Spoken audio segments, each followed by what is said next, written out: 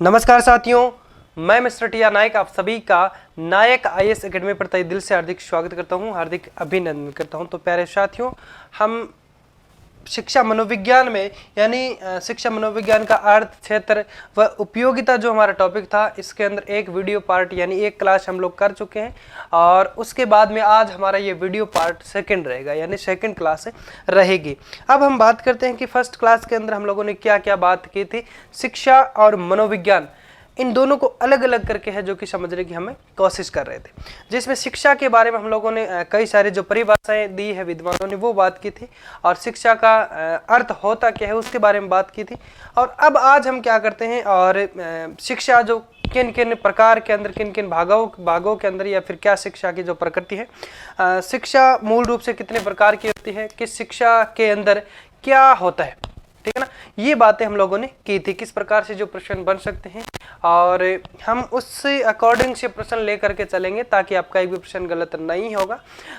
जो प्रश्न आए हैं पीछे गत वर्षों के अंदर या फिर जिस प्रकार से आने की संभावना है, उन सभी को मद्देनजर रखते हुए हम लोग है जो कि सेशन आप सभी के लिए बनाते हैं, ठीक है।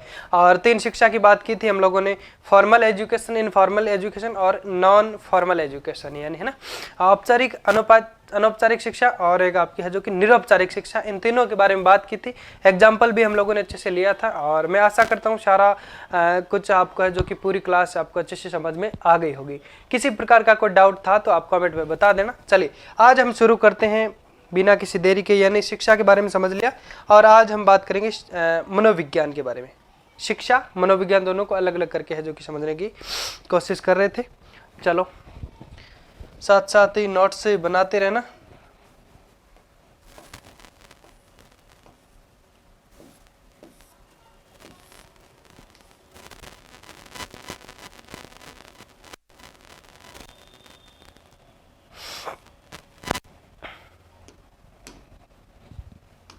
ठीक है, चलो हेडिंग लगाओ, मनोविज्ञान यानी साइकोलॉजी। मनोविज्ञान अंग्रेजी में इसे क्या कहते हैं? साइकोलॉजी।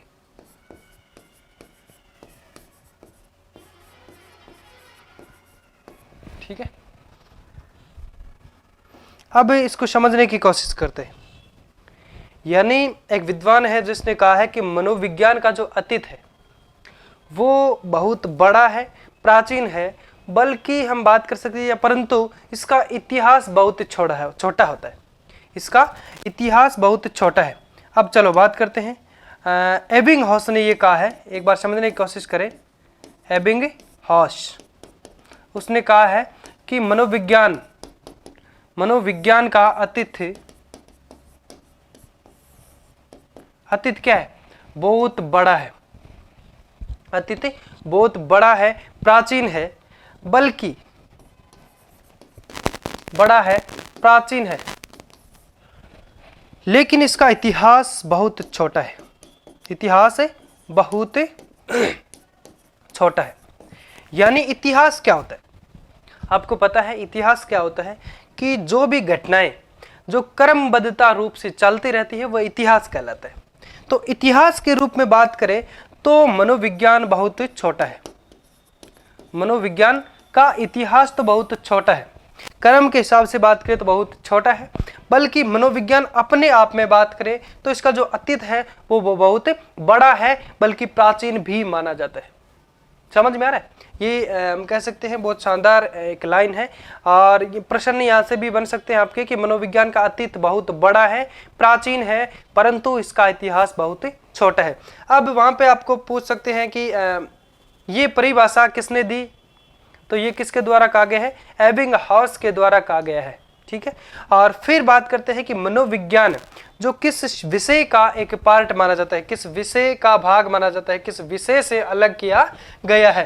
तो दर्शन शास्त्र यानी फिलोसॉफी। चलो बात करते हैं, समझने की कोशिश करें। मनोविज्ञान का उदय या फिर प्रारंभ ये कहां से माना जाता है, किस विषय से माना जाता है? तो ये दर्शन शास्त्र से माना जाता है। अब बात की जाए, पूछ ले कि मनोविज्ञान का उदय या हम कह सकते हैं प्रारंभ किस विषय से माना जाता है? विषय से माना जाता है भाई, तो ये माना जाता है दर्शन शास्त्र। किससे माना जाता है? दर्शन शास्त्र विषय से, यानी हम कह सकते हैं फिलोसॉफी।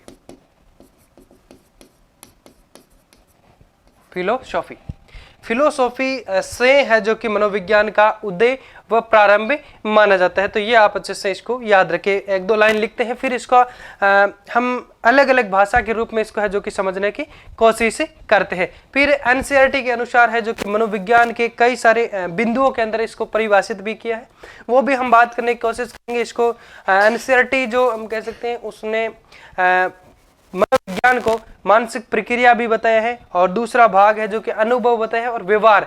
अब इन सभी की परिभाषा हम बात करेंगे, सभी के बारे में अच्छे से पढ़ने की कोशिश करेंगे कि मानसिक क्रियाएं क्या होती है, उसके अंदर क्या क्या शामिल है, या फिर हम कह सकते हैं अनुभव क्या होता है, व्यवहार क्या होता है, इन सभी के बारे में अच्छे से बात करेंगे। अब एक लाइन लिखिए आप तो कि एबिंगहॉस के अनुसार मनोविज्ञान का अस्तित्व बहुत बड़ा है। लिखिए एबिंगहॉस के अनुसार, डेस करके लिखे, एबिंगहॉस के अनुसार मनोविज्ञान का अस्तित्व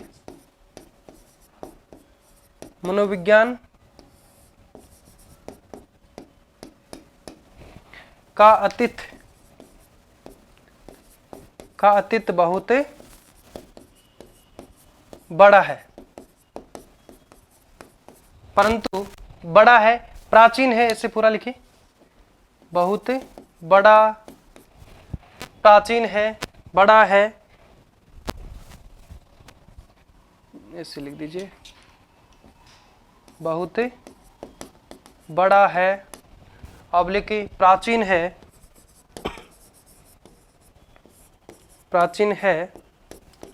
परंतु इसका इतिहास, किसका इतिहास? मनोविज्ञान का। परंतु मनोविज्ञान का इतिहास बहुत छोटा है, बहुत छोटा है। क्रमबद्धता के रूप में, इतिहास के रूप में बात करें तो ये बहुत छोटा है। मनोविज्ञान का इतिहास बहुत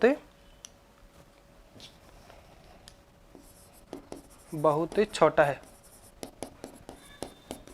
ठीक है, तो समझ में आ रहा है सभी को अच्छे से? और किसी भी प्रकार की कोई दिक्कत परेशानी है तो आप बता देना। ओके, तो उसके बाद में आगे बात करते हैं, यानी ये परिभाषा किसने दी है? ये परिभाषा है जो कि एबिंगहॉस ने दी है। किसने दी है? एबिंगहॉस ने। इसने कहा कि मनोविज्ञान का अस्तित्व बहुत बड़ा है, प्राचीन है, परंतु इसका कह सकते हैं इतिहास बहुत छोटा है। फिर एक लाइन लिखिए, दर्शन शास्त्र, है ना। मनोविज्ञान का उदय प्रारंभ कहाँ से माना जाता है? दर्शन शास्त्र विषय से माना जाता है। एक लाइन और लिखिए इसमें, मनोविज्ञान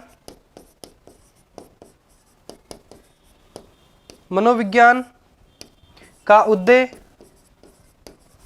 या हम कह सकते हैं उदय या प्रारंभ किससे माना जाता है? दर्शन शास्त्र यानी फिलोसॉफी विषय से माना जाता है, ठीक है।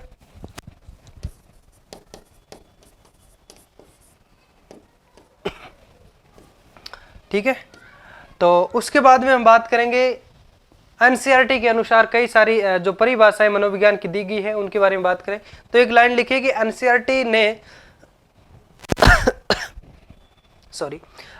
ने मनोविज्ञान को निम्नलिखित बिंदुओं के अनुसार, या फिर हम कह सकते हैं बिंदुओं के रूपों में है जो कि परिभाषित किया है। फिर मानसिक प्रक्रिया के बारे में जानेंगे, अनुभव के बारे में जानेंगे, और हम कह सकते हैं जो कि व्यवहार के बारे में भी जानेंगे। ठीक है, चलो नेक्स्ट बढ़ते हैं। एक बार इतना लिखे और नेक्स्ट पेज में पूरा लिखते हैं, ताकि सारी परिभाषाएं वो तीन जो हम कह सकते हैं मानसिक प्रक्रिया, यानी प्रश्न ऐसे पूछ सकते हैं कि एनसीईआरटी के अनुसार मनोविज्ञान की जो परिभाषाएं दी गई है, ठीक है, इनमें से कौन सा बिंदु शामिल नहीं है? जो बिंदु बताई गई है, चलो लिख लिया होगा यहाँ तक, लिखिए फटाफट से।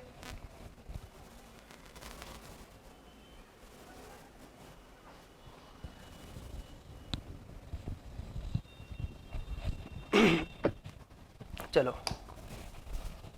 अब लिखिए, एक लाइन लिखिए, फिर समझने की कोशिश करें। NCERT, समझ गए ना आप NCERT किसकी बात कर रहे हो? NCERT के अनुसार, या फिर हम सीधा कुछ भी अपने अनुसार लिख सकते हैं कि NCERT ने मनोविज्ञान को निम्नलिखित बिंदुओं के रूप में परिभाषित किया है। NCERT ने मनोविज्ञान को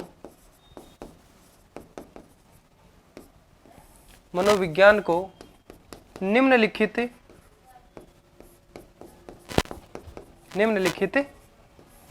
बिंदुओं के रूप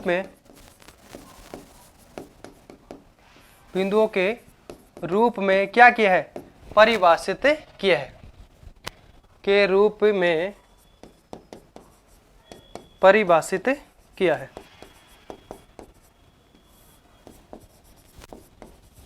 ठीक है, अब लिखिए पहला, मानसिक क्रियाएं। क्या होती है मानसिक क्रियाएं? एक नंबर लगा के लिख सकते हैं, मानसिक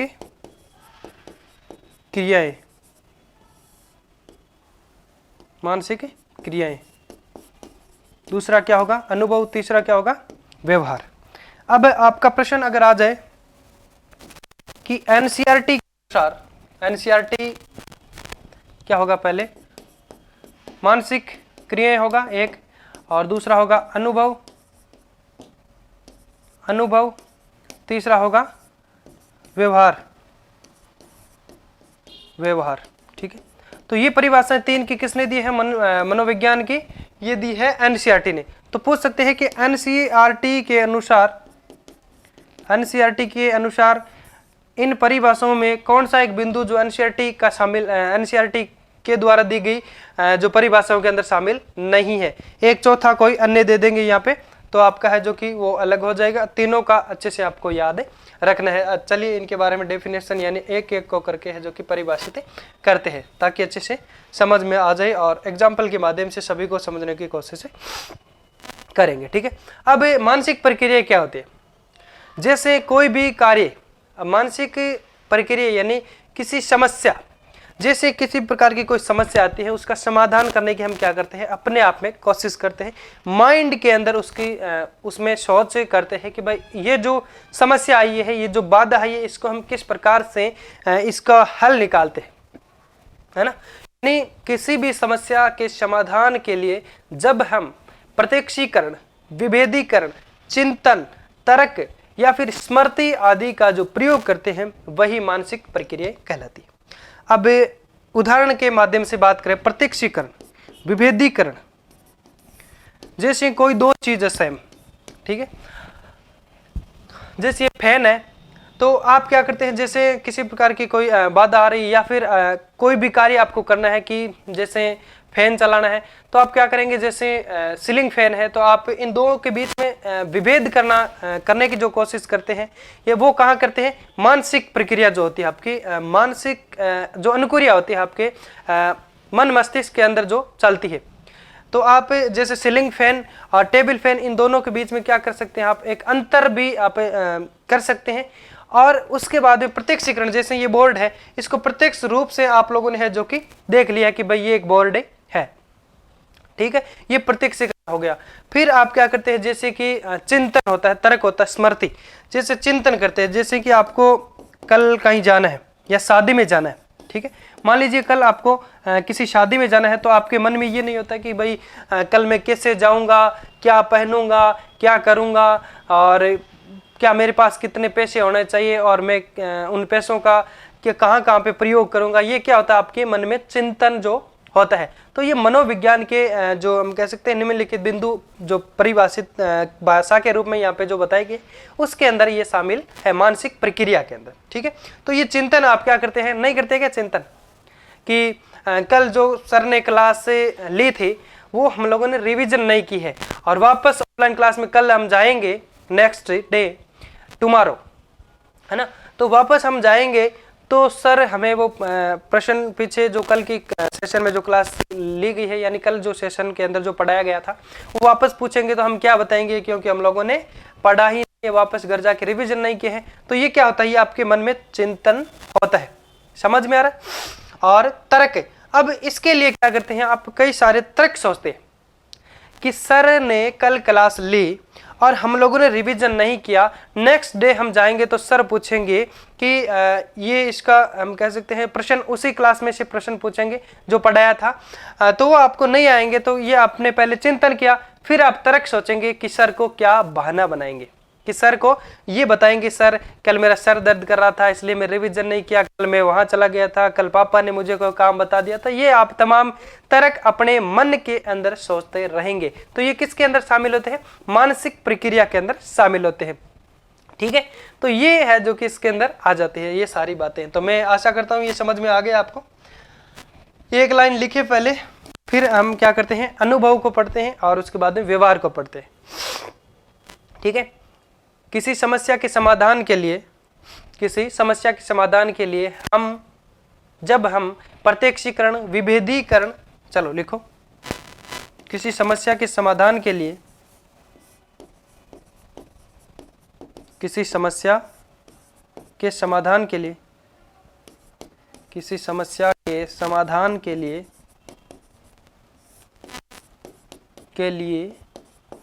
जब हम प्रत्यक्षीकरण,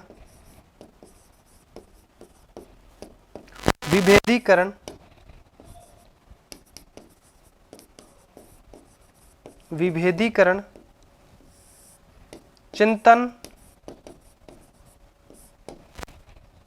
तर्क, स्मृति आदि का क्या करते हैं, प्रयोग करते हैं। नहीं करते क्या, प्रयोग करते हैं।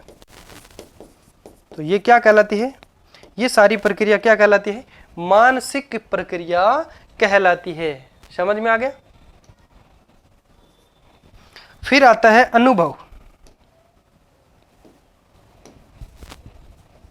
2 नंबर लगा के लिखे, अनुभव। देश करके समझने की कोशिश करते हैं अनुभव क्या होता है।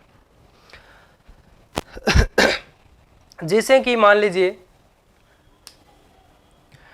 आप, वैसे क्या होता है कि जैसे किसी नई दुकान के अंदर कहीं जाते हैं, कहीं नए शहर के अंदर जाते हैं, या फिर किसी प्रकार से समझ सकते हैं कि जैसे कोई शीशे वाला डोर है, शीशे वाला दरवाजा है।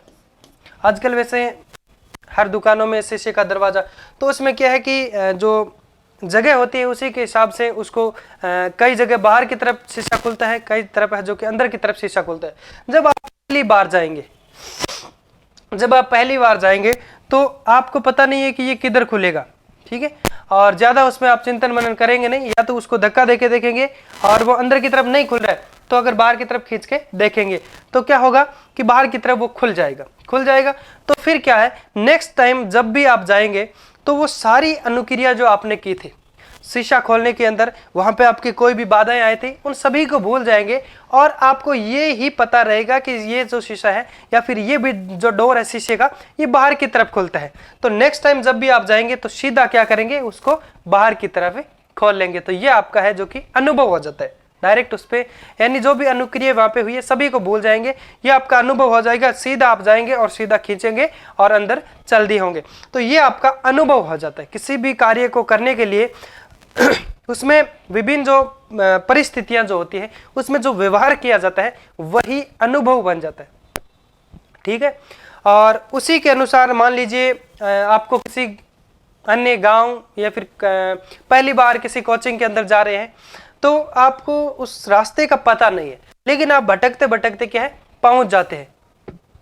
पहली बार लोगों को पूछते हैं ये बस कहाँ जाती है, और ये बस के बाद में ऑटो के बाद में जो भी पैदल चलना पड़ता है, और अपने हम कह सकते हैं क्या होता है गंतव्य स्थल, वहां जब आप पहुंच जाते हैं, है ना, वहां जब आप पहुंच जाते हैं अपने कह सकते हैं जहाँ पहुंचना है आपको, जहाँ पे जो कोचिंग वगैरह जहाँ पे आपको जाना है तो वहाँ पहुँच जाते हैं, तो फिर नेक्स्ट टाइम क्या होता है कि वो परेशानी आपको नहीं आती। आपको पता है कि 27 नंबर बस, सिटी बस वो वहाँ छोड़ती है, उसके बाद में एक ऑटो जो करना होता है वो वहाँ छोड़ता है, इतना पैसा लेता है, और उसके बाद में हमें डायरेक्ट 100 मीटर चलना पड़ता है, हमारी कोचिंग आ जाती है। तो ये आपका क्या है, ये जो भी परिस्थितियाँ आई थी इसके अंदर जो आपने व्यवहार किया था ये आपका अनुभव बन जाता है। समझ में आ रहा है? ठीक है, अब इसके अंदर थोड़ा सा लिखते हैं, ये परिभाषा इसकी लिख दीजिए कि अनुभव क्या होता है। यानी व्यक्ति विभिन्न परिस्थितियों में जो व्यवहार करता है वह उसका अनुभव बन जाता है। लिखे, व्यक्ति विभिन्न परिस्थितियों में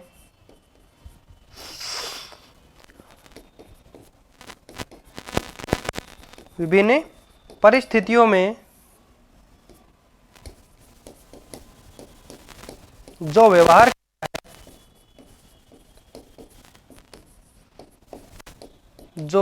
करता है वह उसका अनुभव बन जाता है, वह उसका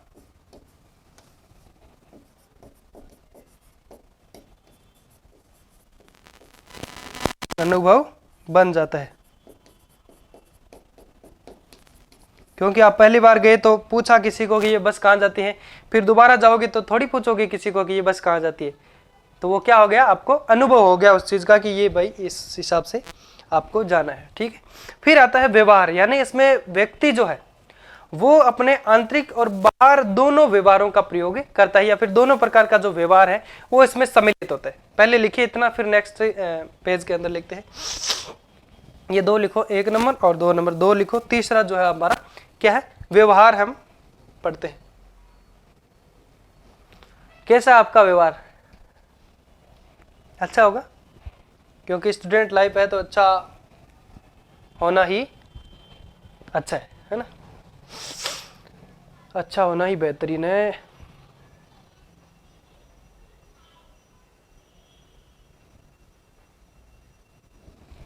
ठीक है, फिर मनोविज्ञान के बारे में बात करेंगे। मनोविज्ञान का शब्द की उत्पत्ति कहाँ से हुई, कैसे हुई और कब हुई, और किसने इसको परिभाषित अलग रूप से, या फिर हम बात है इन सभी के बारे में बात करने की कोशिश करेंगे। किन 2 शब्दों से मिलके बना है, या फिर किन 3 शब्दों से मिलके बना है, पहला शब्द क्या है, दूसरा शब्द क्या है, पहले शब्द का अर्थ क्या है, दूसरे शब्द का अर्थ क्या है, सभी के बारे में बात करेंगे, और किस प्रकार से प्रश्न भी जो बन सकते हैं। अब 3 नंबर लगा के लिखिए आप व्यवहार, फिर समझने की कोशिश करते हैं। 3 नंबर व्यवहार। ठीक है, अब व्यवहार क्या होता है? व्यवहार है जो कि आपके आंतरिक भी होते हैं और बाह्य भी होता है। इन दोनों का जो व्यवहार है उन दोनों को शामिल किया गया है, और इसमें एक व्यवहार और भी है, वो है अचानक किया जाने वाला व्यवहार को भी इसमें शामिल किया गया। अब कहते हैं कि सर आंतरिक व्यवहार का पता है, बाह्य व्यवहार का पता है, और अचानक किया जाने वाला व्यवहार कौन सा है? अब आंतरिक के अंदर हम बात कर सकते हैं, जैसे आपके मन में ये आपने सोचा है कि मैं जैसे कोचिंग जाऊंगा तो सर को ऐसे बोलूँगा, गुड मॉर्निंग बोलूँगा, जो भी आप वहाँ करेंगे, और या फिर ये तो आंतरिक मान लीजिए, और बाह्य जैसे आप वहाँ सर के पास जाके, और वैसे आप अपनी भाषा में इसको समझ सकते हैं, जैसे पैर छूते हैं तो वो एक बाह्य मान लो हो गया। लेकिन अचानक किए जाने वाला व्यवहार कौन सा हो गया? अचानक यानी अचानक किया जाने वाला व्यवहार ये है, जैसे मान लीजिए आपको पता नहीं है कि मैं इस जगह कौन सा व्यवहार करने वाला हूँ, ये तो निश्चित हो गया। जैसे कि आपको वहाँ जाना है और सर से इस प्रकार से जो भी करना है, आपको वहाँ जाना है और मतलब सर से हम कह सकते हैं प्रणाम करना है, कुछ भी। इसके अंदर क्या होता है कि जैसे आप रास्ते में चल रहे हैं, कोई मान लीजिए कोई पशु है वो अचानक से आपके पीछे दौड़ रहा है, तो आपने किस प्रकार से आपके मुंह से चीख निकलेगी, तो वो एक अचानक व्यवहार हो गया। अब आपको पता थोड़ी था कि ऐसे कोई जानवर आएगा, या फिर जानवर आएगा तो सबकी चीख है ना। सबका अलग अलग व्यवहार होता है। किसी का व्यवहार ये है कि कोई बस रोएगा, कोई वहां पे बस ऐसे करके है जो कि बैठ जाता है, कोई भाग के इधर उधर भागने की कोशिश करता है, कई इधर उधर से पत्थर उठाने की कोशिश करता है। तो ये अचानक व्यवहार हो गया, है ना। जैसे कि मान लीजिए कोई कुत्ता दौड़ रहा है पीछे, तो कोई क्या करता है, जैसे कोई नजदीक दीवार है उस पर चढ़ने की कोशिश करता है, कोई उसके वहीं खड़ा होके और क्या करता है, कोई पत्थर उठा के उसके मारने की कोशिश करता है, कोई रोता है। ये सभी अचानक व्यवहार हो जाते हैं। समझ में आ रहा ना। ये सभी अचानक किए जाने वाले व्यवहार हो गए। और एक मान लीजिए इसके अंदर एक एग्जांपल और लेते हैं। जैसे कि मान लीजिए आप घर पे अकेले बैठे हैं, कोई फिल्म वगैरह देख रहे हैं, बहुत अच्छा मगन हो रखे हैं फिल्म के अंदर, आपको फिल्म बहुत अच्छी लग रही है, बहुत अच्छा सीन चल रहा है, और अचानक कोई ताऊ अंकल आ जाते हैं। तो क्या करते हैं आप, जब वो आते हैं तो फिल्म को बंद करके, मन तो नहीं करता है पर फिल्म बंद करके, और उनको चाय पानी पिलाते हैं और बोलते हैं अंकल जी बहुत अच्छा लगा आप आए हमारे पास, और ऐसा करके फिर वापस जाते हैं। तो क्या क्या लगता है मन में कि कहाँ से आ गया, फिल्म पूरी देखने नहीं दी, ऐसे करके। मतलब क्या है कि ये अचानक अब उनके प्रति, उनको उनके सामने तो व्यवहार किस प्रकार से किया था, आपको मिलके, आपसे मिलके हमें बहुत अच्छा लगा, और मतलब पानी वानी पिलाते, लेकिन उनका मन तो होता नहीं है, फिर पीछे से गालियां देते। तो ये क्या है, ये भी एक अचानक व्यवहार है ना। तो इसके माध्यम से हम लोग है जो कि इसको शानदार तरीके से समझने की कोशिश की है, अचानक व्यवहार कौन सा है। तो अब इसमें लिखिए डेफिनेशन, लिखिए इसमें व्यक्ति का आंतरिक व बाह्य दोनों प्रकार का व्यवहार सम्मिलित किया गया है। इसके अलावा अचानक करने वाला व्यवहार भी इसमें शामिल किया गया है।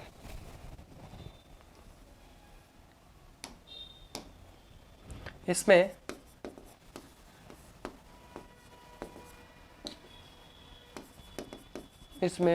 आंतरिक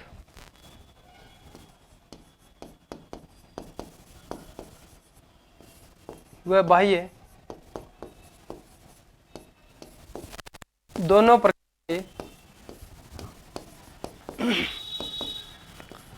प्रकार के व्यवहार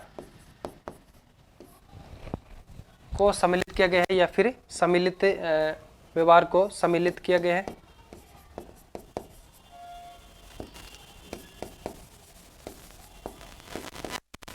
लेते किया गया है।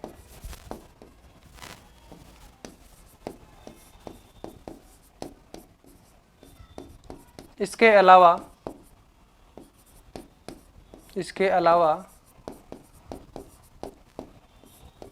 इसमें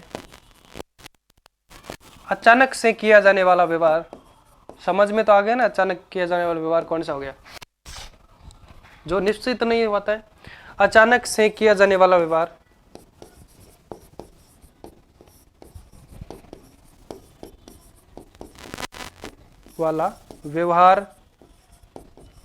भी शामिल किया गया है,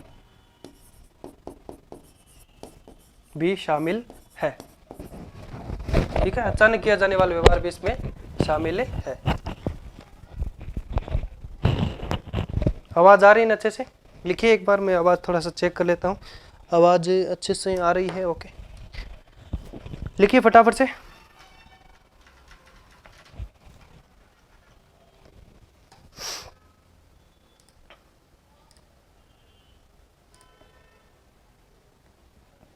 चलो फिर इसमें बात करते हैं, यानी ये जो तीन परिभाषाएं जो एनसीईआरटी ने दी है वो हम लोगों ने बात कर ली। पहली मानसिक प्रक्रिया, दूसरा अनुभव, तीसरा है जो कि व्यवहार था। ठीक है, परिभाषा समझ में आ गई आपको। इसमें आंतरिक और बाह्य दो प्रकार के दोनों व्यवहार को अंदर शामिल किया गया, अचानक करने वाले को इसमें भी शामिल किया गया है। अब बात करते हैं मनोविज्ञान शब्द की जो उत्पत्ति, मनोविज्ञान की उत्पत्ति ये है जो कि किस प्रकार से और कैसे इसमें है जो कि मानी जाती है, किसने इसका पहले बार प्रयोग किया, ये सब भी बात करते हैं।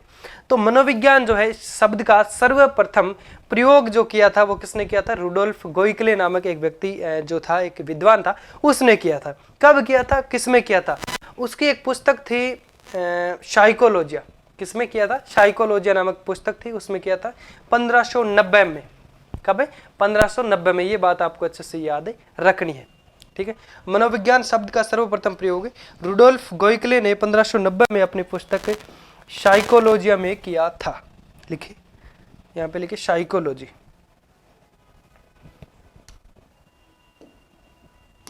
मनोविज्ञान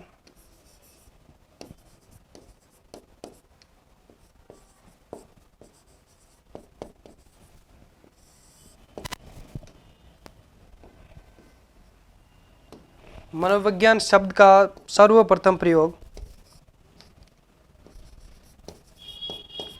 मनोविज्ञान शब्द का सबसे पहले प्रयोग या सर्वप्रथम प्रयोग मनोविज्ञान शब्द का सर्वप्रथम प्रयोग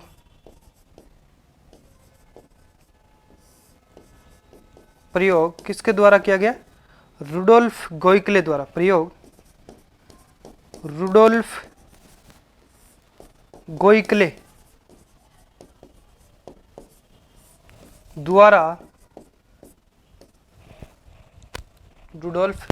द्वारा अपनी पुस्तक रुडोल्फ गोइकले द्वारा 1590 में, कब है अंडरलाइन कर देना, 1590 में अपनी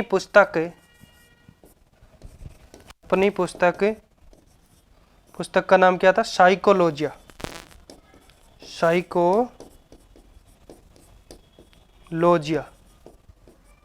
में किया था।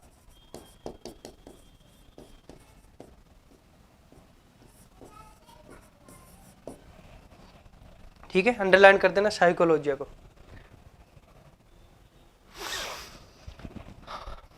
समझ में आ गया ना? सबसे पहले प्रयोग किसने किया था? रुडोल्फ गोइकले ने किया था। कब किया था? 1590 में अपनी जो पुस्तक थी साइकोलॉजिया नामक, उसमें है, जो कि हमें देखने को मिलता है। फिर बात आती है मनोविज्ञान यानी साइकोलॉजी। इसको गेरेट के अनुसार यानी ग्रीक भाषा में 2 शब्द से मिलकर के है, जो कि बनी है। चलो आगे बात करते हैं, पहले लिखिए इतना।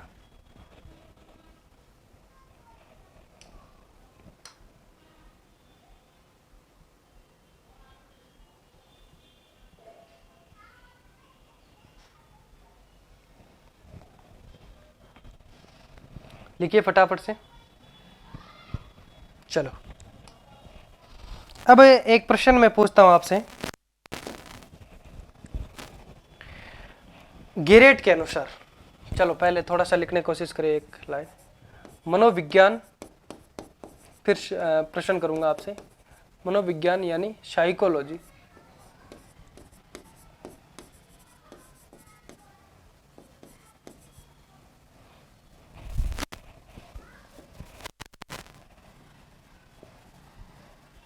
मनोविज्ञान यानी साइकोलॉजी गेरेट के अनुसार ग्रीक या फिर हम कह सकते हैं यूनानी भाषा के 2 शब्दों से मिलकर के है, जो कि बना है साइकोलॉजी जो है। इसमें डैश करके लिखे। गेरेट के अनुसार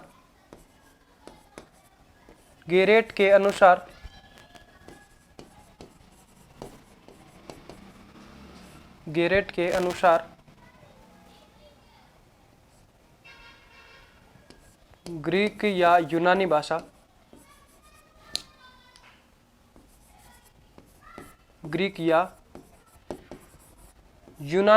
के 2 शब्द से मिलकर के बना है।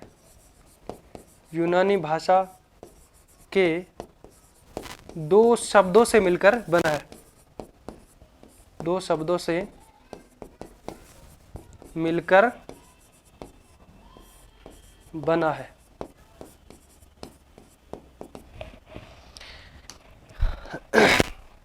अब आती है बात कि वो 2 शब्द कौन से। प्रश्न एग्जाम में इस प्रकार से पूछ सकते हैं कि गेरेट के अनुसार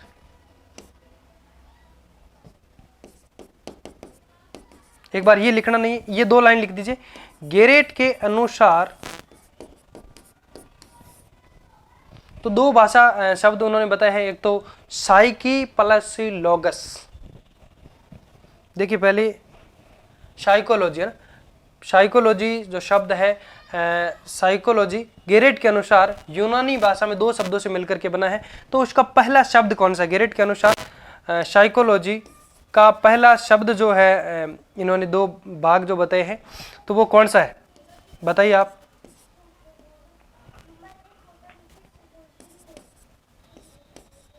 साइको या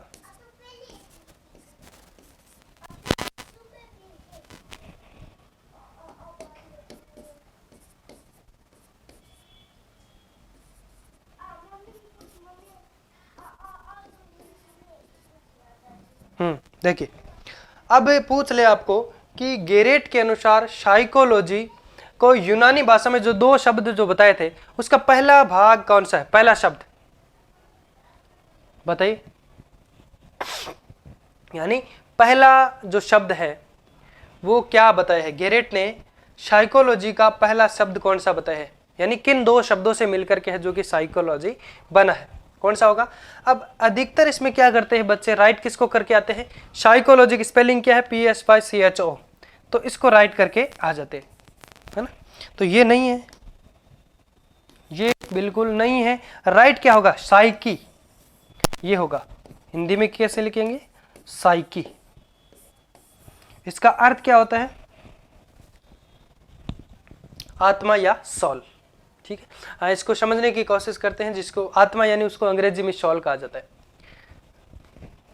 साइकी इसका अर्थ क्या होता है, चलो मैं एक बार समझाने की कोशिश करता हूं दोनों को, दोनों शब्दों को। गेरेट के अनुसार एक तो ये याद रखना आपको अच्छे से, और दूसरा शब्द कौन सा होगा, लोगोस, LOGOS। पहला होगा साइकी प्लस दूसरा लोगोस।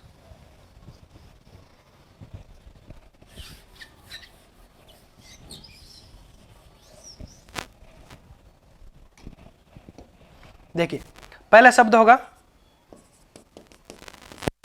साइकी, PSYCHE, साइकी हो गया, और दूसरा होगा लोगोस, LOGOS। अब दोनों का अर्थ क्या होता है, साइकी का अर्थ होता है, इसका अर्थ होता है आत्मा, या फिर अंग्रेजी में इसे कहा जाता है सोल। ठीक है, और इसका होता है अर्थ स्टडी। ठीक है, इसका अर्थ होता है स्टडी, यानी हम कह सकते हैं अध्ययन करना। क्या होता है, अध्ययन। लोगोस का मतलब होता है अध्ययन, क्या हो गया, स्टडी। और ये है आत्मा, यानी पहली बार क्या करते हैं बच्चे जो है इसको, जैसे PSYCHO ये करके आ जाती है, तो ये आपका गलत हो जाएगा, साइकी होता है। साइकी प्लस लोगोस शब्द दो से मिलकर के है जो कि साइकोलॉजी शब्द बना है। ये बात आपको अच्छे से याद रखनी है, जिसमें साइकी का अर्थ होता है आत्मा, आत्मा का अध्ययन। अब हम बात करेंगे, कई सारे विद्वानों ने कहा है कि जो मनोविज्ञान है वो क्या है, एक आत्मा का अध्ययन कहलाता है। कईयों ने कहा है कि मन मस्तिष्क का अध्ययन कहलाता है, कईयों ने कहा है कि ये व्यवहार का अध्ययन है।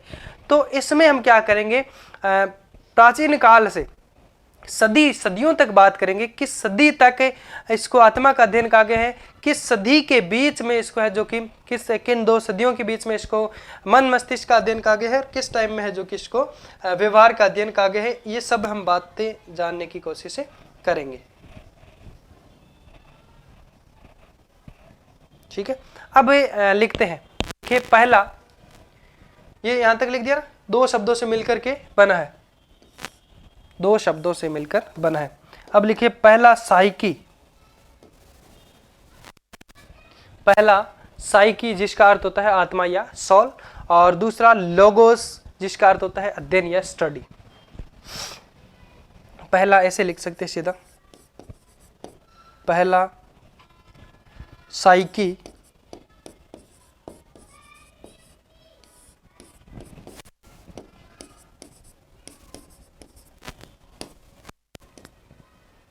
पहला साइकी जिसका अर्थ होता है,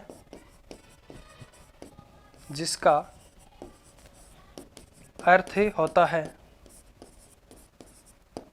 क्या होता है, आत्मा,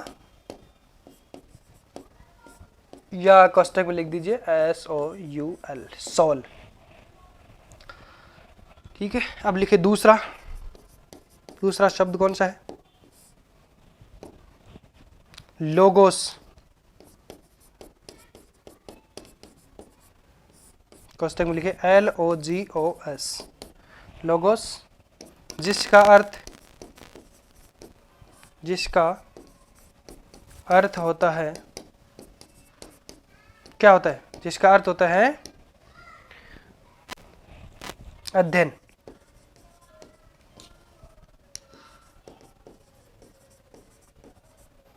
कोष्टक में लिख दीजिए स्टडी। ठीक है, तो समझ में आ गया यहाँ तक। फिर बात करते हैं इसी के अंदर, यानी इसमें एक लाइन आपको ये भी लिखनी है कि प्राचीन समय या प्रारंभ में मनोविज्ञान आत्मा का अध्ययन करने वाला विज्ञान माना जाता है। परंतु अब इसका क्रमिक रूप अलग अलग बात करेंगे। पहले ऐसा कुछ था कि ये आत्मा का अध्ययन था, लेकिन आत्मा के अंदर किस प्रकार से अध्ययन जो चल रहा है ये हम क्या है कि उस टाइम अब नहीं आंक सकते कि आपके मन मस्तिष्क के अंदर क्या है। तो ये विज्ञान हम कह सकते हैं आत्मा का जो विज्ञान है ये हम वर्तमान समय में इसको नहीं मानते हैं। तो आगे किस प्रकार से इसका जो अध्ययन देखने को मिलता है वो हम बातें करते हैं। एक लाइन लिखी कहते हैं प्राचीन समय या प्रारंभिक समय में मनोविज्ञान जो आत्मा का अध्ययन करने वाला विज्ञान माना जाता है। प्राचीन काल में, वर्तमान में नहीं माना जाता। लिखे जाता है प्राचीन समय में या प्रारंभ में, एक लिखे आता है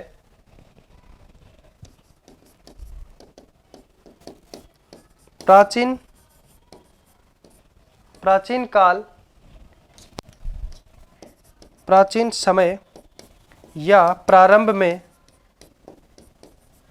मनोविज्ञान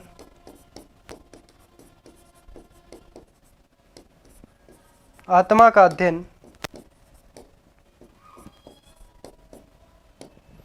आत्मा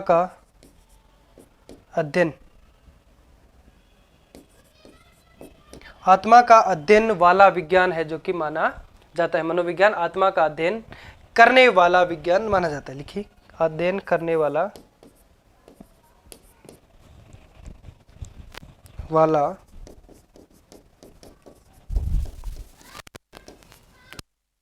माना जाता है।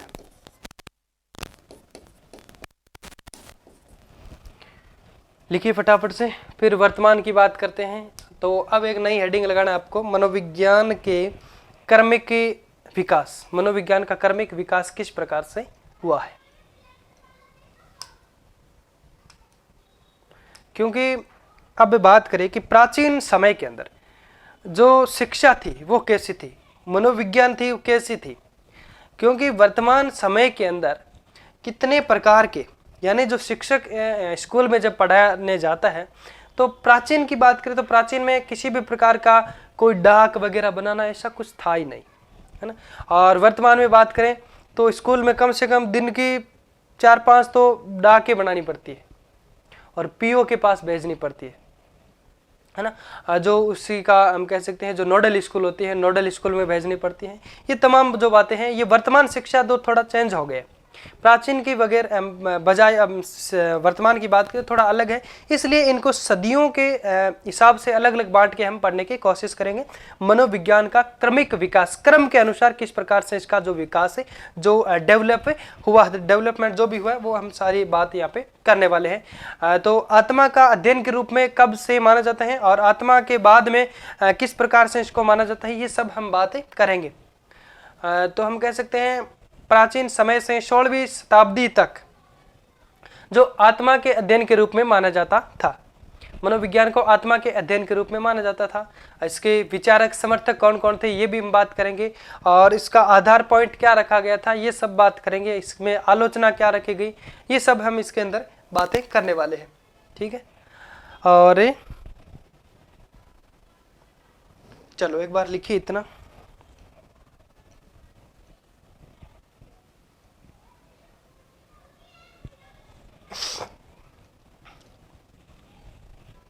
चलो अब एक हेडिंग लगाओ, मनोविज्ञान का क्रमिक विकास।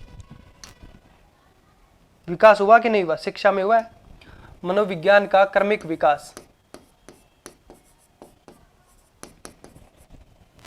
मनोविज्ञान का क्रमिक विकास हुआ ना, क्रमिक विकास। क्योंकि वही बात जो अभी मैंने बात की थी कि जो प्राचीन काल में किस स्कूल में कितने शिक्षक है, कहाँ पे है, कौन शिक्षक कहाँ पे, ये सारी बातें पता नहीं था। लेकिन वर्तमान में क्या है, अटेंडेंस भी टीचर्स की क्या होती है, ऑनलाइन होती है। सारी चीज़ें ये मतलब थोड़ा चेंजेज हो गए। जैसे शाला दर्पण पोर्टल है उस पर सारी जानकारी स्कूल की रहती है, किस जगह कौन से टीचर्स हैं, जैसे राजस्थान के इस जिले के अंदर कौन कौन से टीचर हैं, कौन सी स्कूल का नाम डालो कि वहाँ पे ये स्कूल है, इसके अंदर ये टीचर है, सारी जानकारियाँ ऑनलाइन रहती है। कहने का मतलब ये है, मेरा सरासर बात ये हम करना चाहते हैं कि मनोविज्ञान के अंदर या फिर शिक्षा के अंदर क्रमिक रूप से विकास जो हुआ है वो सदियों के रूप से या फिर उसको क्रमवार में हम लोग है जो कि बात है करने वाले हैं। क्योंकि सभी के मन में ये है कि आत्मा का जो अध्ययन है वो मनोविज्ञान आत्मा का अध्ययन माना जाता है, लेकिन वो तो प्राचीन समय के अंदर था और इसको क्रम के रूप में हम पढ़ने की कोशिश करेंगे। अब 1 नंबर लगा के इसमें क्रमिक विकास के अंदर आप बात करेंगे। लिखे आत्मा के अध्ययन के रूप में जो मनोविज्ञान का विकास, 1 नंबर लगा के लिखे आत्मा के अध्ययन के रूप में, आत्मा के अध्ययन के रूप में, आत्मा के अध्ययन के रूप में को कब माना गया है कि 16वीं शताब्दी तक। शताब्दी की बात करेंगे तो कब होगा, डेस करके लिखिए 16वीं शताब्दी तक। 16वीं शताब्दी तक मनोविज्ञान को क्या माना गया, आत्मा का अध्ययन। ठीक है, 16वीं शताब्दी तक लिखिए फटाफट। उसके बाद में बात करते हैं इसके अंदर जो विचारक कौन कौन थे, इसमें समर्थक कौन थे, वो थे प्लेटो थे, अरस्तु थे, सुकरात थे, देका थे। ये 3-4 का नाम लिख दीजिए आप, जो प्रमुख रूप से माने जाते हैं। और इनके अलावा आपको कोई भी नाम नहीं पूछेंगे। विचारक या समर्थक यानी मनोविज्ञान को आत्मा का अध्ययन के रूप में जो परिभाषित करने वाले या विचारधारा जो देने वाले थे वो कौन कौन थे, चलिए बात करते हैं। प्लेटो, अरस्तु, सुकरात, देकाते आदि। विचारक या फिर समर्थक, समर्थक लिखिए इसके अंदर प्लेटो, सुकरात, प्लेटो, सुकरात, एक कौन था, अरस्तु, अरस्तु कॉमा लगा के लिखते रहना, देकाते आदि। पूछ सकते हैं मनोविज्ञान को आत्मा के अध्ययन के रूप में विचारधारा देने वाले जो समर्थक थे वो कौन से थे, तो इनमें से कौन नहीं था, या फिर किसी प्रकार से पूछ सकते हैं इनमें से एक कोई ऑप्शन होगा, 3 अन्य होंगे, तो आपका वो इस हिसाब से अच्छे से पढ़ना है। ठीक है, और फिर क्या होता है कि जब कोई भी कार्य करते हैं तो उसकी क्या होता है, एक आधारभूत जो आधार होता है। जैसे कि आप हमारी क्लास ले रहे हैं तो आपका एक आधार है, आपका एक मूल पॉइंट है कि हमें क्या करना है, पढ़ना है और फिर नौकरी हासिल करना है। या फिर कोचिंग में आप आते हैं, कोचिंग में जहाँ भी जाते हैं तो आपका कुछ न कुछ एक लक्ष्य होता है, टारगेट होता है। क्या होता है कि हमें 2nd ग्रेड बनना है, 2nd ग्रेड शिक्षक बनना है। तो ये क्या हो जाता है कि एक आधार होता है, उस आधार पे हम किसी न किसी कार्य को करने के लिए क्या होते हैं, वो आधार जो होते हैं उस कार्य को करने के लिए हमें मजबूर कर देते हैं। जैसे ऐसे आप नहीं पढ़ेंगे कि हमें 2nd ग्रेड शिक्षक बनना है, तो आपका एक टारगेट बन जाता है कि मुझे 2nd ग्रेड शिक्षक बनना ही है, यानी 2nd ग्रेड शिक्षक बनना है, तो उसके आधार पे आप पढ़ाई करते हैं। तो ये क्या हो जाता है, एक आधार होता है। तो अब इसके अंदर जो आधार है वो सुकरात ने, हम कह सकते हैं अंतर्दर्शन का जो विचार, इसका प्रमुख आधार माना जाता है। और सुकरात के अनुसार नैतिक निर्णयों के लिए इसमें है, जो कि सुकरात के अनुसार नैतिक नीति के अनुसार है जो कि निर्णय लिए गए, और इनका आधार क्या बताया गया है, आत्मा बताया गया है। तो इसमें सुकरात का हम कह सकते हैं अंतर्दर्शन का जो विचार इसमें बताया गया है। और अंतर्दर्शन की विधि की बात आ जाए तो कौन होगा उसमें, देखिए एक बार एक प्रश्न यहाँ पे थोड़ा डिफरेंट है, ये लिखा नहीं है, मैं जो लिखवा रहा हूँ एक बार चलो यहाँ कर देता हूँ। अंतर्दर्शन विधि का सिद्धांत किसने दिया, या अंतर्दर्शन सिद्धांत हम कह सकते हैं, जो अंतर्दर्शन का विचार है वो किसने दिया था, अंतर्दर्शन का विचार। ठीक है, तो आपको क्या है, कंफ्यूज होना नहीं है बिल्कुल भी। दोनों में बताओ। अब इसमें तो नाम आता है विलियम वुंट का शिष्य था टिचनर, उसके द्वारा ये प्रतिपादित किया गया है। विलियम वुंट का शिष्य कौन था? टिचनर, नाम सुना होगा आपने, टिचनर। और इसमें किसका आता है? सुकरात का। तो आपको ध्यान में रखना है, अंतर्दर्शन है, अंतर्दर्शन है, यहाँ पे विधि है, यहाँ पे विचार है। ठीक है, अब ये दोनों को अलग अलग से आपको अच्छे से ध्यान में रखना है।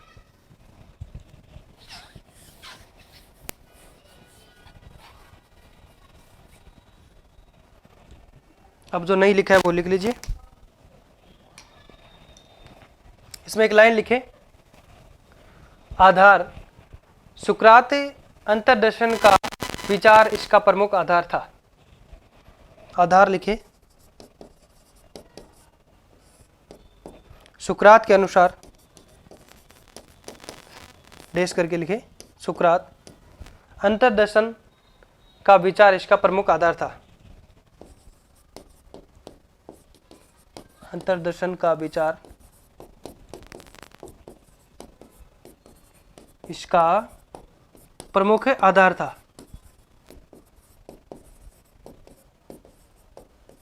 ठीक है, और इसके अनुसार नैतिक जो आचरण है, हम कह सकते हैं नैतिक निर्णय लिए जाते हैं, इसी के अनुसार नैतिक निर्णय लिए जाता है। इनका आधार क्या बताए गए? आत्मा बताए गए। इनके अनुसार ही नैतिक निर्णय लिए जाते हैं। इनके अनुसार ही नैतिक निर्णय है जो कि लिए जाते हैं। इनके अनुसार नैतिक निर्णय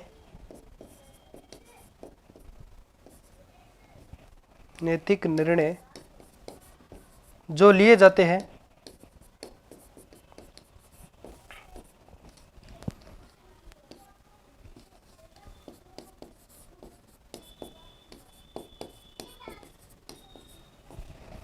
ठीक है, अंतर्दर्शन का विचार इसका प्रमुख आधार था।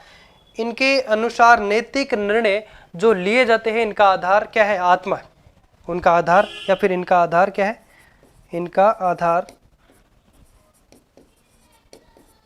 आत्मा है, या फिर लिखे आत्मा ही है। इनके नैतिक निर्णयों का जो आधार क्या है? आत्मा ही है। अब लिखे,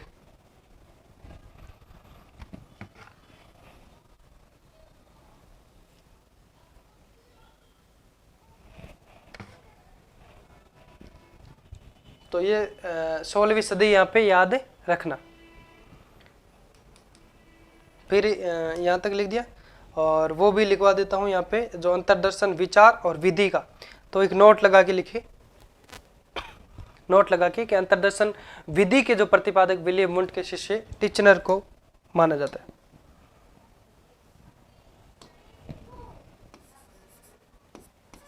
नोट लगा के लिखे आप।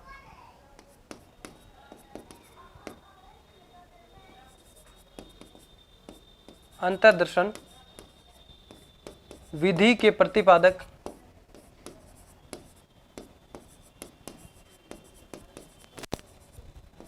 टिचनर को माना जाता है। ऐसे लिख दीजिए, विलियम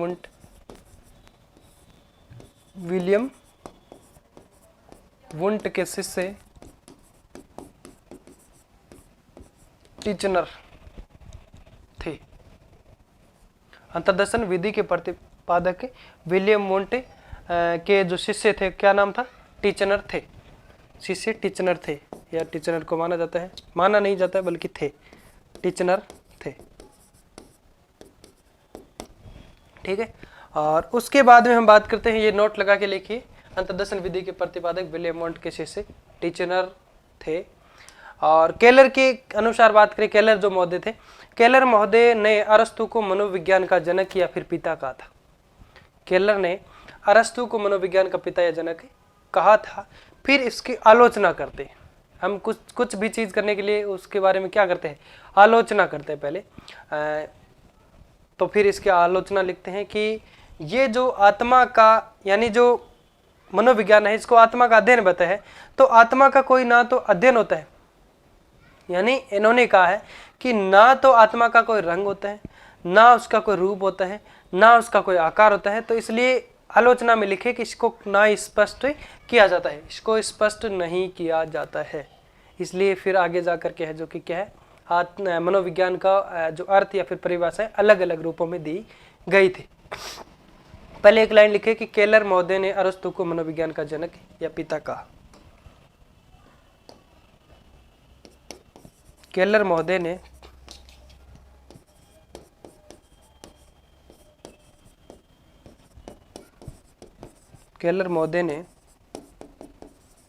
अरस्तु को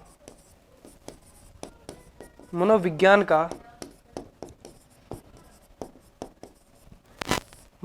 का जनक या पिता कहा।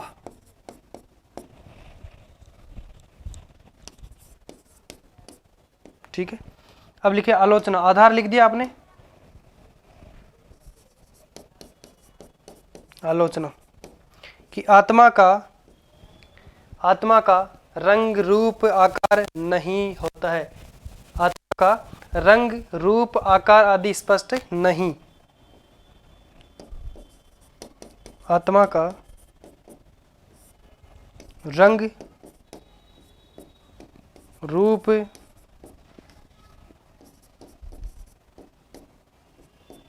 आकार आदि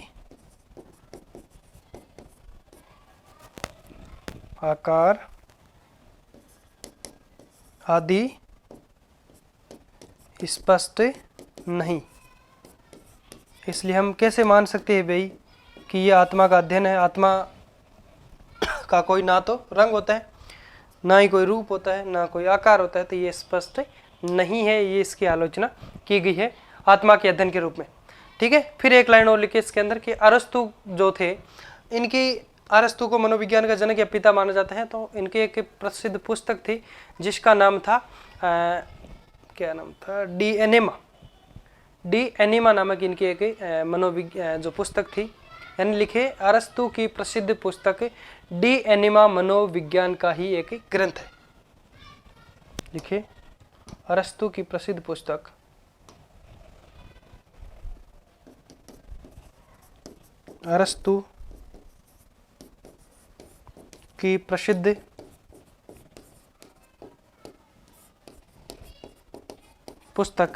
क्या थी, डी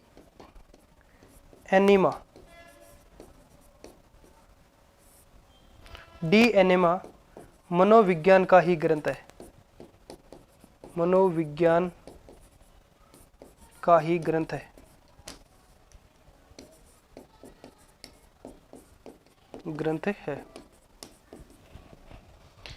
अरस्तु की प्रसिद्ध पुस्तक डी एनिमा मनोविज्ञान का ही ग्रंथ है। चलो अब नेक्स्ट है, आगे बढ़ते हैं। दूसरा जो है मन मस्तिष्क का अध्ययन। मन मस्तिष्क के अध्ययन के रूप में इसको कब माना गया, 17वीं से 18वीं सदी के बीच। मन मस्तिष्क, नंबर लगा सकते हो वैसे 2 नंबर। मनोविज्ञान को मन मस्तिष्क के रूप में, मन मस्तिष्क का अध्ययन के रूप में भी इसको माना है। मस्तिष्क का अध्ययन के रूप में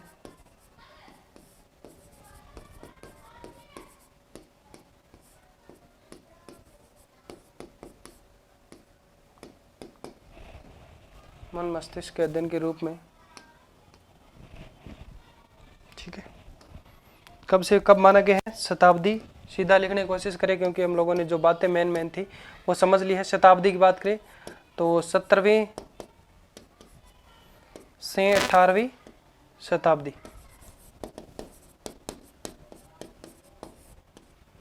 ठीक है, 17वीं से 18वीं शताब्दी।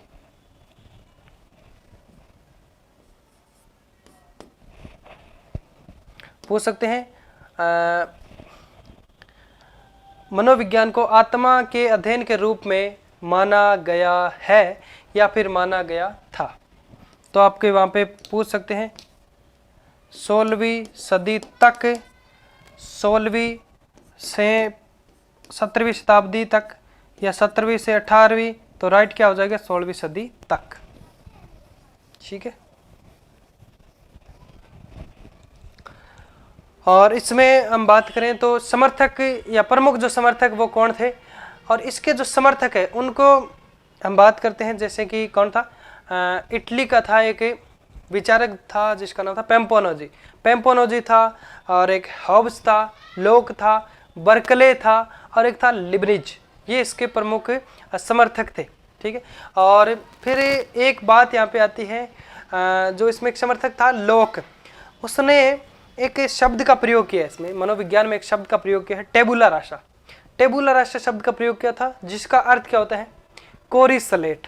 कोरी स्लेट का मतलब होता है साफ, सादा, कोरा कागज जो होते हैं ना। लोक के अनुसार शिशु का, लोक ने कहा है कि शिशु का जो मस्तिष्क होता है वो कोरे कागज यानी कोरी स्लेट के समान होता है।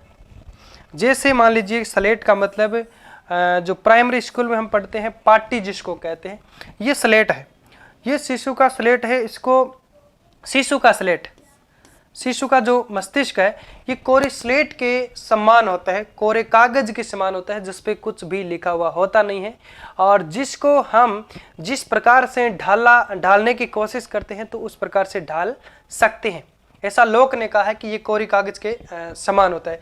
जैसे कि मान लीजिए ये शिशु का मस्तिष्क है कोरी स्लेट, और इस प्रकार से थोड़ा बहुत बड़ा हो जाता है, किशोर हो जाता है, तो क्या हो जाता है, इसके अंदर कई सारे इस प्रकार से हम कह सकते हैं कुछ भी मानो भर जाता है।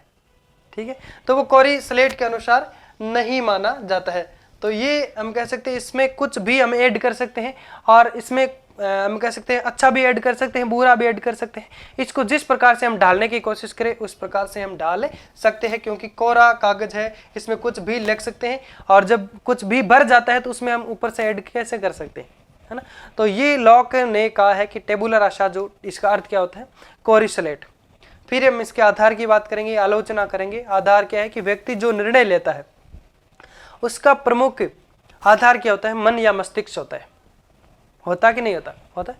और फिर हम बात करेंगे आलोचना, यानी निर्णय प्रक्रिया स्पष्ट नहीं होती है। अब मन मस्तिष्क के अंदर क्या स्पष्ट होता है, जैसे मेरे मन में क्या विचार चल रहा है आपको क्या पता, या फिर आपके मन में क्या विचार चल रहा है, क्या आप वैसे ऊपर से हंस रहे हैं, पता नहीं मेरे को गालियां दे रहे होंगे, है ना। तो ये क्या है कि आपके मन और मस्तिष्क के अंदर क्या चल रहा है, ये निर्णय स्पष्ट नहीं है। तो आलोचना क्या होती है इसकी, कि मन व मस्तिष्क स्पष्ट नहीं है, यानी इसका निर्णय प्रक्रिया, जो क्या निर्णय क्या ले रहे हैं, ये प्रक्रिया स्पष्ट नहीं है। अब इसके बारे में लिखते हैं थोड़ा सा, यानी 17वीं से 18वीं शताब्दी तक है जो कि माना जाता है इसका अध्ययन के रूप में। और समर्थक या फिर प्रमुख विचारक लिखिए।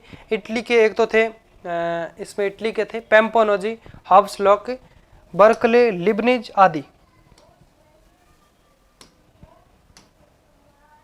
विचारक या प्रतिपादक या समर्थक, या हम कह सकते हैं विचारक। इसमें लिखे समर्थक, समर्थक, प्रमुख विचारक।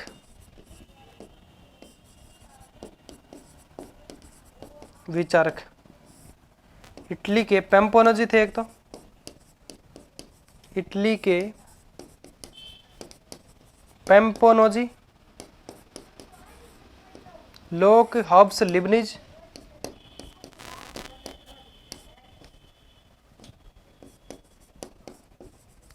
लोक, हॉब्स,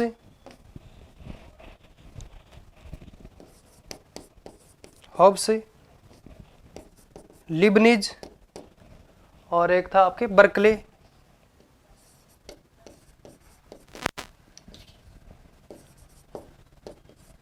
बर्कले, लिबनिज आदि। इन्होंने ये विचार दिया है कि 17वीं से 18वीं शताब्दी के बीच में कहा कि मनोविज्ञान है जो कि मन मस्तिष्क का अध्ययन है, माना इन्होंने माना है। ठीक है, तो ये हो जाएगा इसके अंदर प्रतिपादक का, जो हम कह सकते हैं विचारक के, जो इन्होंने विचारधारा दी है। अब लिखे कि लॉक के अनुसार, लॉक के अनुसार टेबुला राशा नामक शब्द का प्रयोग किया गया है, जिसका अर्थ होता है कोरी स्लेट। यहीं लिख देते हैं। लोक के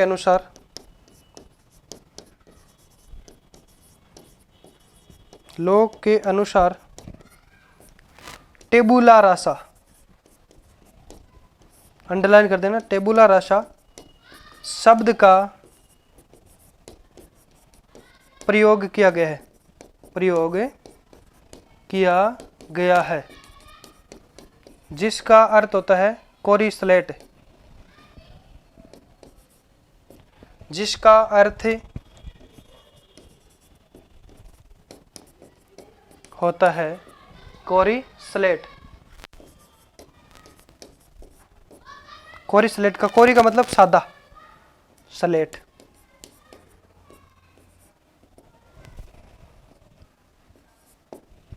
लिखिए इतना।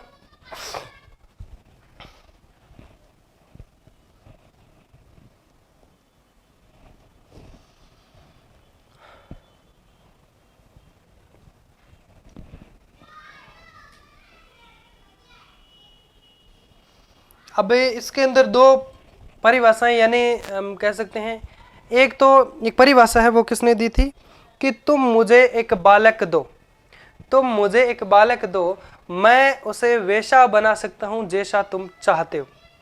मैं उसे चोर या डाकू बना सकता हूं, मैं उसे विद्वान बना सकता हूं, मैं उसे इंजीनियर बना सकता हूं, या फिर मैं उसे क्या, यानी जैसा तुम कहते हो वैसा मैं उसे बना सकता हूं।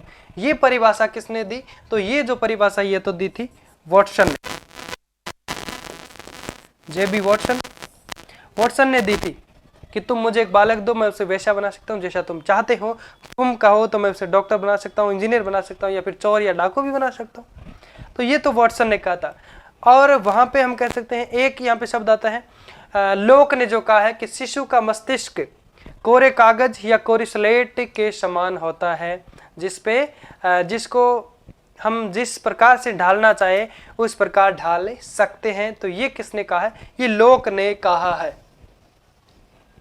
बालक का मस्तिष्क है जो कि कोरी स्लेट के अनुसार या समान होता है। ठीक है, अब लिखे लोक के अनुसार शिशु का मस्तिष्क कोरे कागज या कोरी स्लेट के समान होता है। लोक के अनुसार, लोक के अनुसार शिशु का मस्तिष्क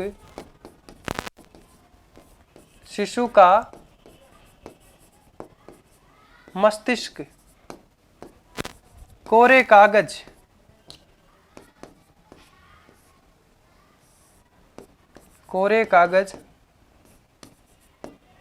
यानी कोरे कागज, या हम कह सकते हैं कोरी स्लेट के समान होता है, समान होता है।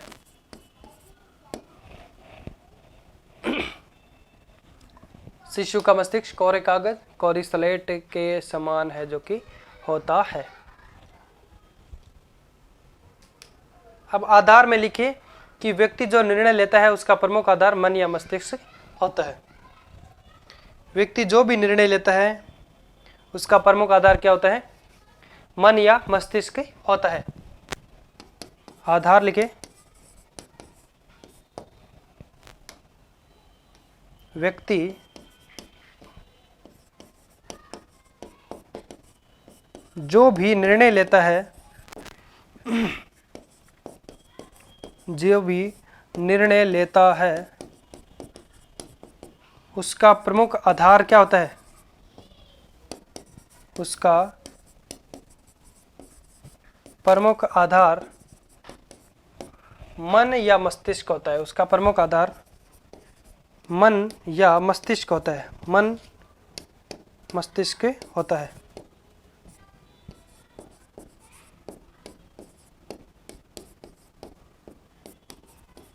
ठीक है, फिर आलोचना लिखे, निर्णय प्रक्रिया स्पष्ट नहीं है।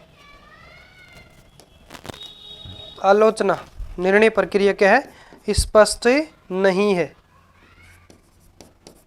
आलोचना, निर्णय प्रक्रिया स्पष्ट नहीं है।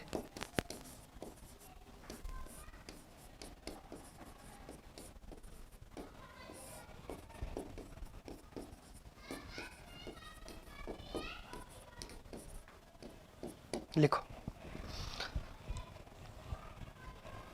फिर 3 नंबर लिखते हैं चेतना के अध्ययन के रूप में, और ये 19वीं शताब्दी में माना जाता है इसका अध्ययन, और इसके विचारक है, ये प्रमुख विचारक है, इनमें जो भी विचारक है उनको सबका एक एक करके भी पढ़ना पड़ेगा। सब अपने आप में क्या है, महत्वपूर्ण है, जहाँ से प्रश्न अलग से पूछ सकते हैं। यानी जिसमें प्रतिपादक विलियम वुंट है, विलियम जेम्स है, टिचनर है और जेम्स सल्ली है, ये सब है। तो इसमें महत्वपूर्ण विलियम वुंट के बारे में अलग से पढ़ेंगे, टिचनर के बारे में पढ़ेंगे, विलियम जेम्स के बारे में, इन सभी को अलग अलग एक एक करके भी हमको पढ़ना पड़ेगा। ठीक है, चलो अब लिखो 3 नंबर, चेतना के आधार पे, चेतना के अध्ययन के रूप में, मनोविज्ञान का अध्ययन चेतना के आधार के 3 नंबर लगा के लिखे, चेतना के अध्ययन के रूप में, चेतना का अध्ययन के रूप में इसे लिखे, चेतना का अध्ययन के रूप में। ठीक है, कब माना जाता है, 19वीं सदी में, शताब्दी 19वीं शताब्दी। चेतना के रूप में कब मनोविज्ञान को कब माना गया, 19वीं सदी यानी 1800 कुछ में।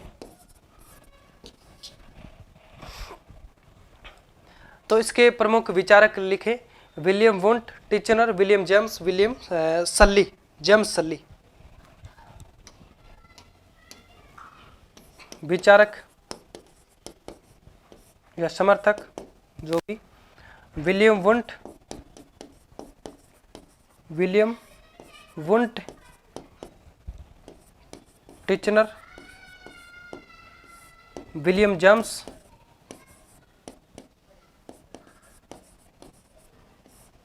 विलियम जेम्स और जेम्स सल्ली, जेम्स सल्ली।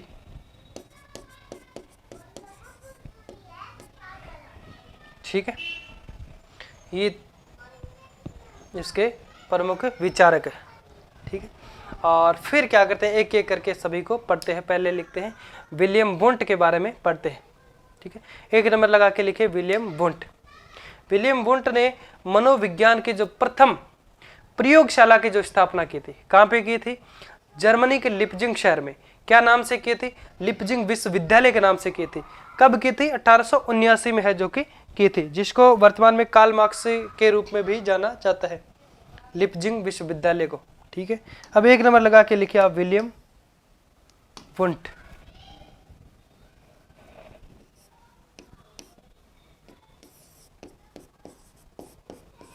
William Wundt.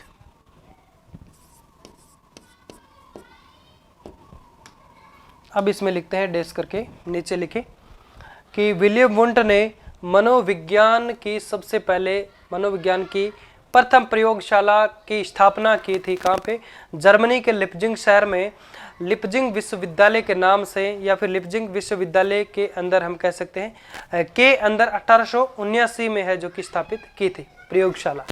ठीक है, अब लिखो विलियम वुंट ने प्रथम मनोविज्ञान प्रयोगशाला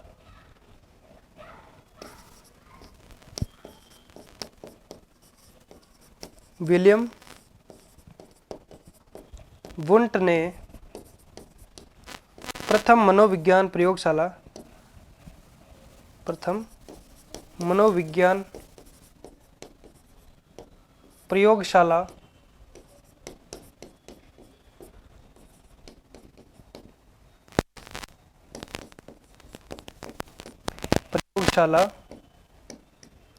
जर्मनी के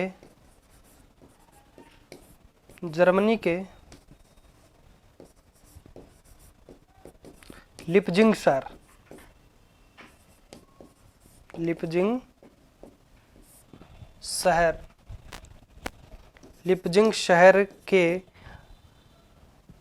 शहर में लिपजिंग विश्वविद्यालय, लिपजिंग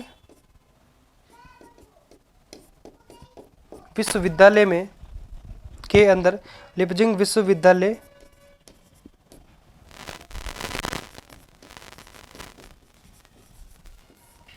के अंदर 1879 में 1879 में स्थापना की।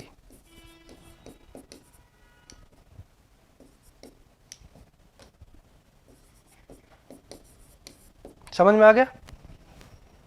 यानी विलियम वुंट ने मनोविज्ञान प्रयोगशाला, प्रथम मनोविज्ञान प्रयोगशाला जर्मनी के लिप्जिंग शहर में लिप्जिंग विश्वविद्यालय के अंदर 1879 में स्थापना की थी और वर्तमान में इस लिप्जिंग विश्वविद्यालय को कार्ल मार्क्स विश्वविद्यालय भी कहा जाता है। लिप्जिंग विश्वविद्यालय इसको कार्ल मार्क्स विश्वविद्यालय के नाम से भी जाना जाता है। ठीक है,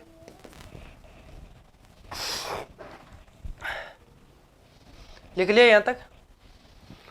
अब आगे बढ़ते हैं। इसमें मनोविज्ञान को एक स्वतंत्र विषय के रूप में स्थापित करने का जो श्रेय किसको जाता है? विलियम वुंट को जाता है।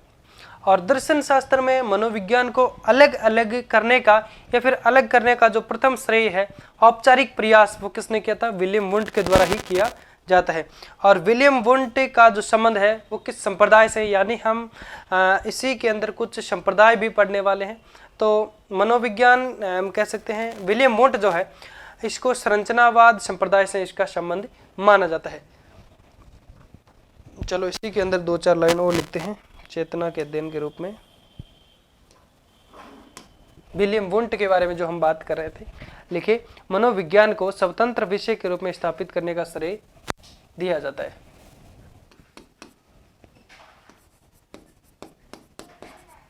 मनोविज्ञान को स्वतंत्र विषय के रूप में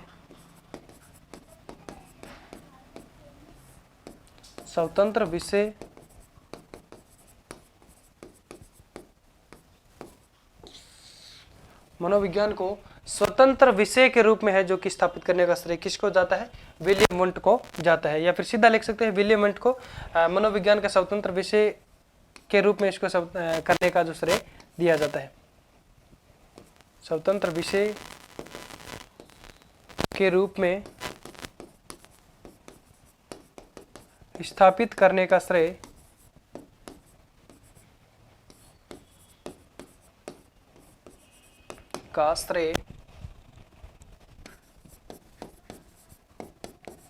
विलियम वुंट को जाता है, वुंट को दिया जाता है या फिर जाता है। ठीक है, फिर लिखे दर्शन शास्त्र से जो अलग इसको किया है, दर्शन शास्त्र से अलग इसको किसने किया है? दर्शन शास्त्र से मनोविज्ञान को अलग करने का औपचारिक जो प्रयास है वो विलियम वुंट के द्वारा ही किया गया था। औपचारिक के बारे में हम लोगों ने बात की थी। लिखे इसमें दर्शन शास्त्र से मनोविज्ञान को, दर्शन शास्त्र से मनोविज्ञान को अलग करने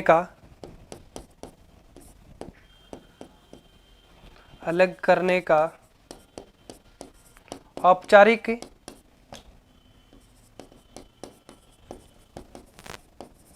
प्रयास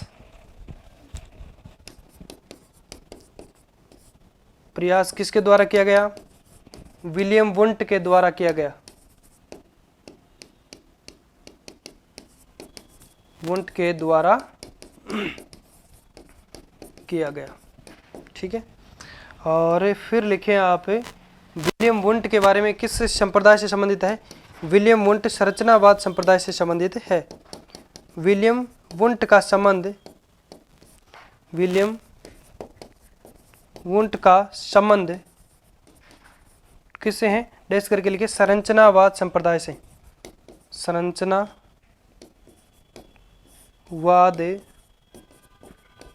संप्रदाय से।